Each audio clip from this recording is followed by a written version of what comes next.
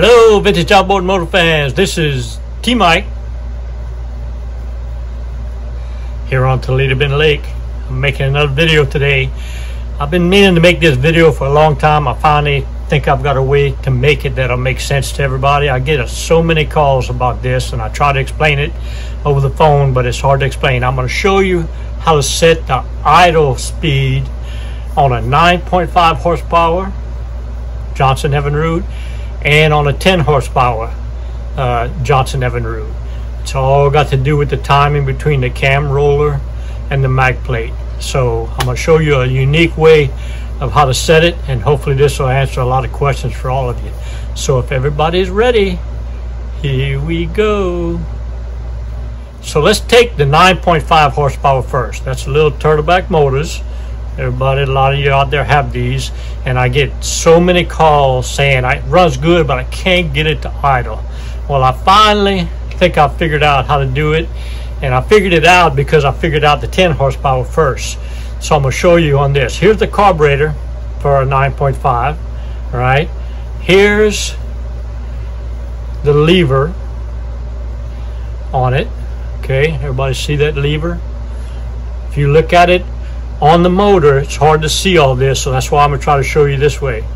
This lever is what opens the butterfly in the carburetor, down in the carburetor. If you look down in the throat right here and move that lever, you can see the throttle butterfly open, which adds more gas. So as this lever moves, gas is increased. All right, now here's the mag plate. All right, so the mag plate has this plate on the front of it. All right, when you turn the throttle, it rotates this mag plate. This lever is running on that mag plate with a post, plastic post in between it, and as this mag plate moves, the mag plate is wider, so it opens, pushes down on this lever, opens the gas supply for more, and as this turns, it increases the frequency of spark. So spark increases, gas increases. It needs to happen at the same time. So the adjustment is this screw right there, right here on the front of this lever. All right, so to adjust it, first of all, what you want is you want this lever to start moving as this cam hits this indentation. It's hard to see on it, but there's a little indentation right here. That little indentation is when that cam needs to start opening the butterfly. So as this turns, the cam needs to open at the same time. So this lever needs to be set at the right spot. So if you open this screw, loosen this screw, and move this lever right here, and tighten the screw, when that cam comes across it, it's got to go a lot deeper before it starts moving it. So that's too late. You loosen this screw and move the lever straight up and down and tighten it down, this can be too early. So I find if you take the carburetor off and set it at about 4 o'clock, about right there.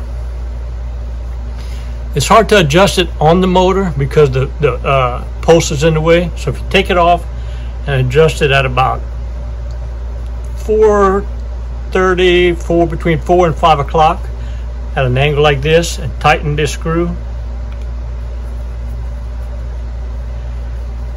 and then put it all back together, and operate the tiller handle grip to spin the mag over, and see that this lever starts turning right on that mark. Okay, and you'll get it to idle perfect. I finally figured that out, and the way I figured it out is on the 10 horsepower. So now I'm going to take you outside and show you the adjustment on the it's a different mag plate and a different cam roller, but the process is the same.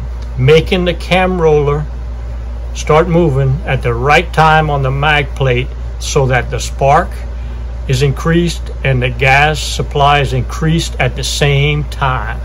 That makes it idle down perfect. But let's go outside and let's do my 10 horsepower. So here's my 1957 10 horsepower Johnson. I want to show you how to tell if a motor is idling well. There's a mark on this mag plate right here, and here's the cam. So as you adjust, as you turn the throttle up, that cam ought to start turning right when it reaches that mark. See that? It's a little late, but that's the best I could get. So what you want, there's 2 screws underneath the mag plate, one here and one here. 2 bolts, they're hard to get to, but you loosen them and you pull this plate out until this cam roller starts moving right at that mark. This motor was way off, it wouldn't idle good. When I put it back together, I adjusted it and got it. So what happens as you turn the handle, okay, the mag plate rotates and increases the interval of spark faster, and this cam roller operates the butterfly, the throttle butterfly inside the carburetor to add more fuel. So that all has to happen at the same time, and the way that happens is when this happens at the same time. See the carburetor's moving. Let's put it in gear so we can see better. So you see the butterfly is opening and the mag plate is moving, and it's all happening at that mark. So that makes the motor run good. Let me show you how good it idles.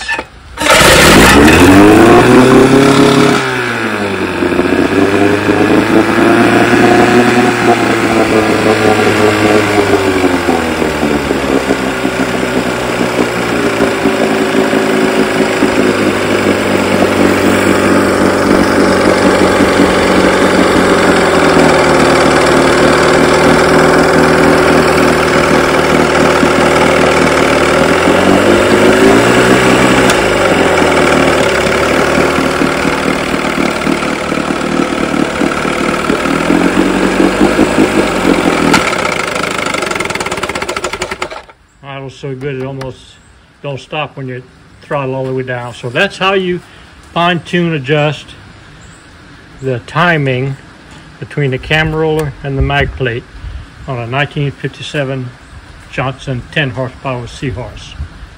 Hope y'all enjoyed the video. See you next time. Thanks for watching the video. I hope y'all enjoyed it. If you did, please click on subscribe and tell all your friends about T Mike's Vintage Outboards YouTube channel. Also, I have dozens of links below in the description. You can find my eBay store, all the parts I have in there. You can find my trusted T Mike parts, where I make kits for fuel pump conversions, for your carburetors, for your magnetos and your gear cases. You also have a link for my mail-in repair service, how to send me your parts to repair and send them back to you. Also a link in there for technical consulting if you need some help with your vintage motors. So I love what I do. I love all the videos that you guys have requested for me to make.